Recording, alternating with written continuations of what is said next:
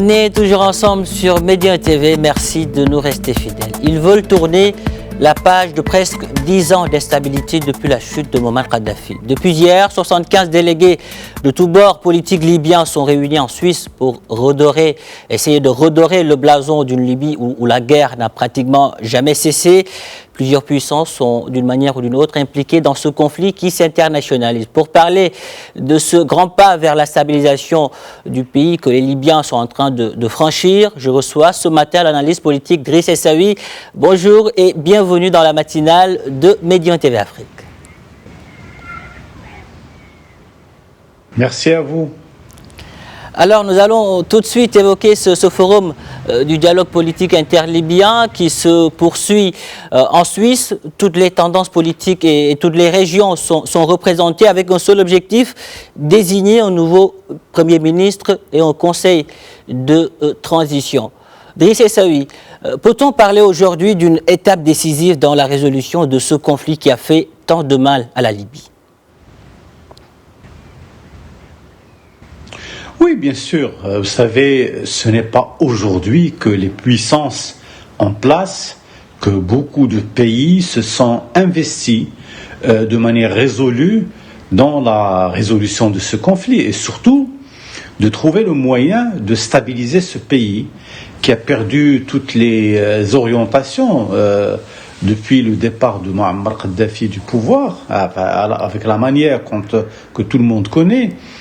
On est dans un pays qui est complètement déstabilisé et complètement investi par des forces toutes utilisant l'arsenal militaire légué par Muammar Kadhafi et ses soldats. Donc aujourd'hui, il est nécessaire de revenir à la table. Ils ont essayé, de toutes les manières, l'essai a été fait au Maroc à plusieurs reprises, à Skhirat, à Tanger, et disons avec une implication tout à fait Nous allons revenir sur le rôle de la médiation marocaine. Oui, mais de toutes les manières, c'est ce travail en profondeur des experts libyens. Nous avons découvert tous que la Libye a effectivement un certain nombre de personnalités qui sont capables de gérer ce pays, surtout que la ressource pétrolière a fait un rebond intéressant et qu'aujourd'hui il est possible de pouvoir gérer ce pays avec tout ce que cela suppose comme sérénité, comme sérieux au niveau de la gestion et de la gouvernance de ce pays. Mais aujourd'hui, il est vrai, on peut espérer pouvoir sortir de cette situation parce qu'on a quand même un groupe de parlementaires très intéressant qui est réuni en ce début de mois de février à Genève, en Suisse, et qui devra très certainement travailler la main dans la main et surtout définir des conditions les meilleures pour que ce pays puisse retrouver sa quiétude, sa stabilité et surtout éloigner toutes les forces qui sont nocives à la stabilité de ce pays. Ce sont des forces de mercenaires qui utilisent les armes qui sont disponibles à volonté au niveau de la rue libyenne et qui les utilisent très très souvent dans des opérations où c'est le civil, le citoyen normal qui est victime de ces violences. Et donc, toutes les forces, que ce soit la France, les États-Unis, l'Allemagne, ils cherchent justement à stabiliser la chose. Le secrétaire général des Nations Unies, il vient de nommer un nouveau représentant. Driss Essaoui, ensuite, nous aurons l'occasion de revenir largement sur le rôle de la communauté internationale. Mais aujourd'hui, c'est pour se poursuivre sous l'égide des Nations Unies, alors que sur le terrain, la rivalité est toujours là entre Fayez al-Sarraj, le Premier ministre démissionnaire, et Fathi Bashara, l'actuel ministre de l'Intérieur. Est-ce que ces discussions qui se poursuivent en ce moment ont-elles réellement une chance d'aboutir ? Vous savez, ce sont des personnalités libyennes de très haute valeur qui se retrouvent à chaque fois. Alors maintenant, quand on dit personnalité, cela veut dire que ce sont des gens qui sont soutenus, disons en arrière-pays, par des forces, par des compétences et surtout par la capacité de changer les choses sur le terrain. Tous ces pays, toutes ces personnalités sont soutenues. Il ne faut pas oublier que la Libye n'est pas un pays simple. Ce n'est pas un pays où il y a une force contre une force. C'est un pays où beaucoup de pays se sont investis. Nous avons la Turquie, nous avons les Émirats arabes unis, nous avons la Russie, nous avons également les grandes puissances mondiales qui sont représentées d'une manière ou d'une autre sur ce terrain-là. Et personne, je dis bien personne ne souhaite que ce pays puisse continuer dans cette souffrance et surtout dans cette instabilité qui empêche le pays de pouvoir dessiner une voie pour lui-même et surtout envisager l'avenir avec le maximum de sérénité et de sérieux. Donc aujourd'hui, on est obligé d'être serein en ce qui concerne la sortie vers une voie de liberté, une voie de stabilité, une voie de paix pour ce pays-là qui a souffert énormément sous le coup justement des révolutions, des contre-révolutions et de toutes les exactions que le peuple libyen a dû subir durant cette période-là. D'accord. Un dialogue interlibyen parrainé par l'ONU, mais aussi par le Maroc, dont le rôle de médiateur a porté ses fruits. Je parle des pourparlers de Skhirat, Bouznika, Tanger. C'est justement à Tanger que les plus grandes avancées ont été annoncées avec des élections fin décembre sur le territoire libyen. Pouvez-vous revenir sur la médiation marocaine ? Vous savez, la médiation marocaine est l'une des médiations les plus intelligentes qu'on a pu observer dans la résolution des conflits au travers le monde. C'est un pays qui est discret, c'est un pays où le travail est laissé à l'appréciation des Libyens eux-mêmes, ce que le Maroc fait.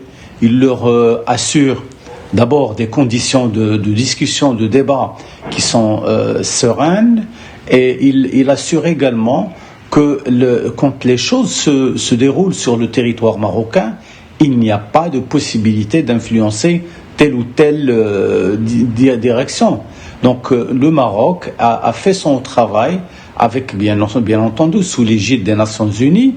Il a fait ce travail-là en bonne intelligence et de toutes les manières. Les résolutions sont là pour le prouver.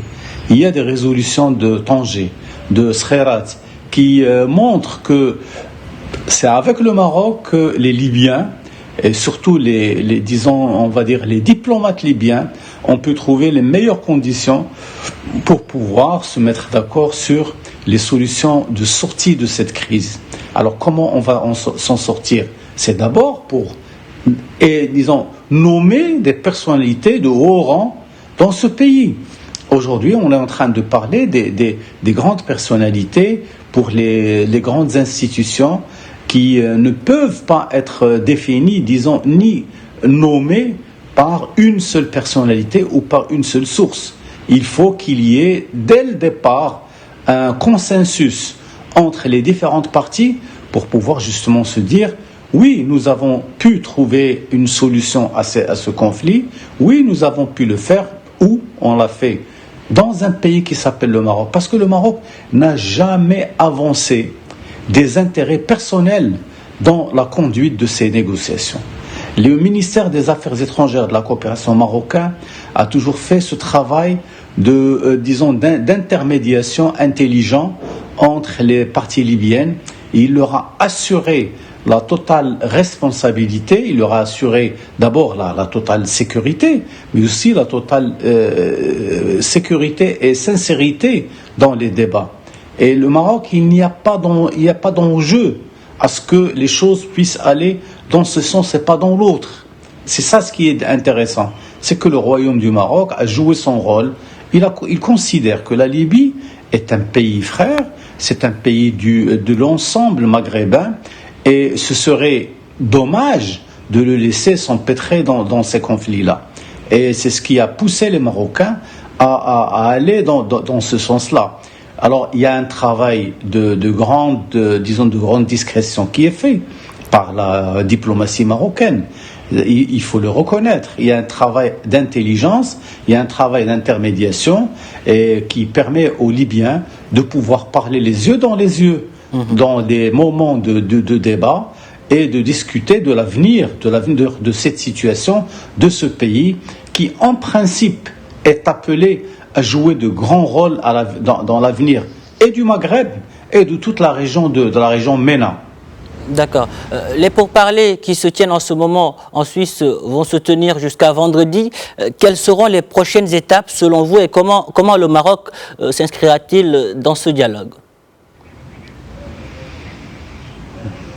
Vous savez, si les choses évoluent de manière positive, au moins telles que le souhaitent les intermédiaires, particulièrement le Maroc, les Nations Unies, le secrétaire général des Nations Unies, on devrait disposer de noms pour des postes de souveraineté qui ont été nommés. Donc on aura des personnes du Conseil d'État, on aura un Premier ministre, et ça c'est important, un vrai Premier ministre qui devra faire le consensus entre les différentes parties prenantes au niveau de la Libye.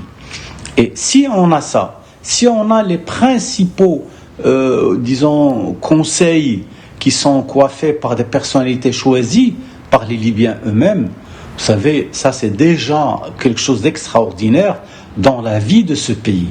Parce que le départ de Muammar Kadhafi n'a pas été un départ tout à fait simple.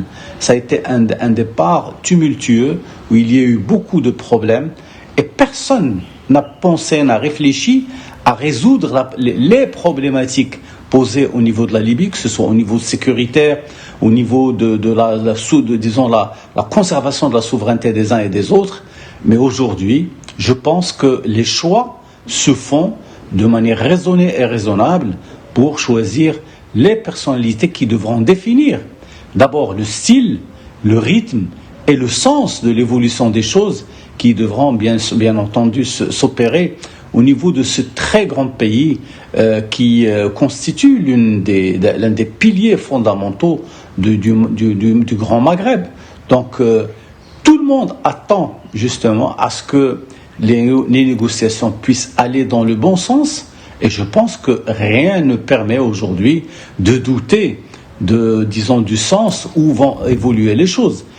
Tout le monde s'est mis d'accord sur les noms qui ont été proposés, certains les uns contre les autres, mais de toutes les manières, il y a un consensus qui a été choisi, qui a été recherché, et je pense que le rôle du Maroc a été pour beaucoup dans cela.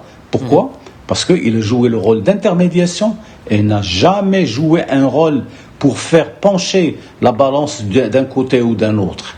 Il a surtout cherché les intérêts de ce pays, les intérêts suprêmes de ce pays. Je pense que ça a été fait.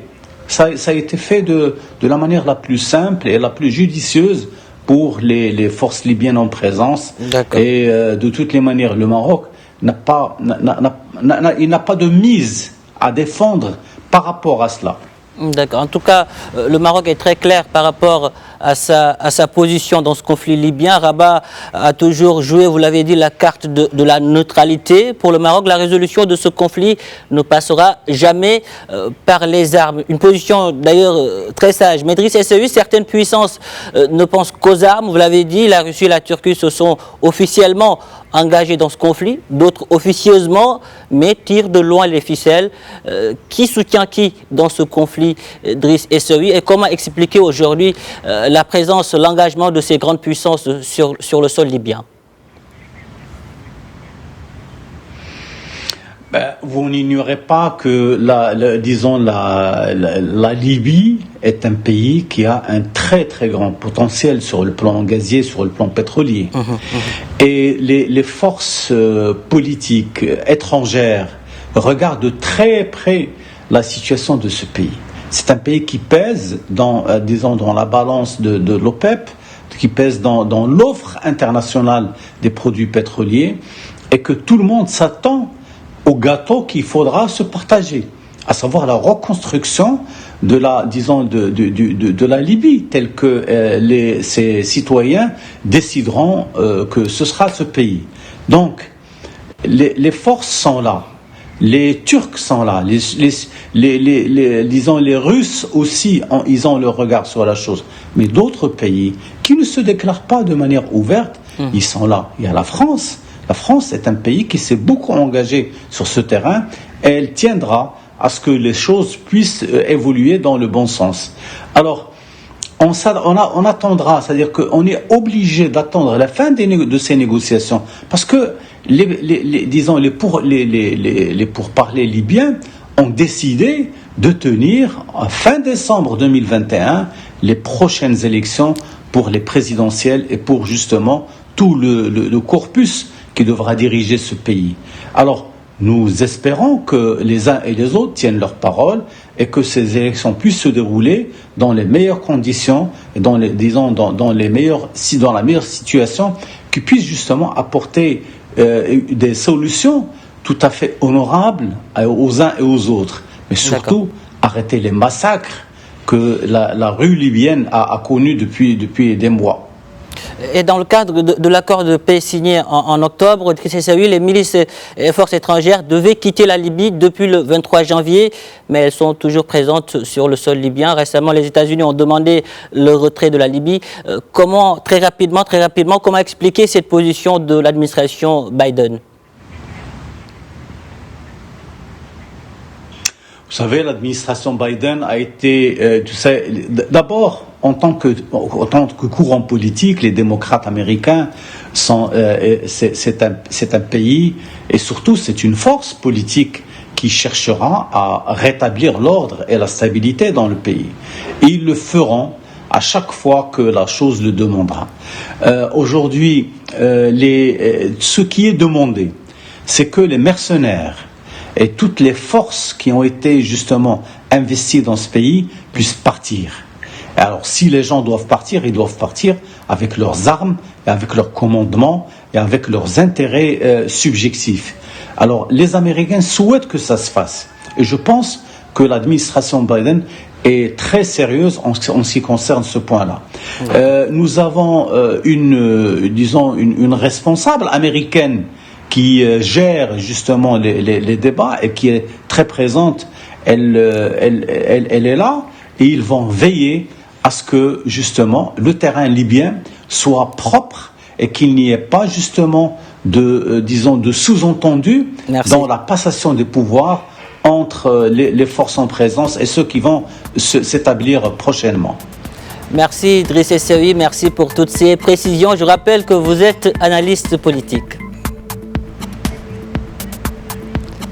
Voilà, c'était tout pour l'invité de la matinale. On marque une pause et on se retrouve dans quelques instants.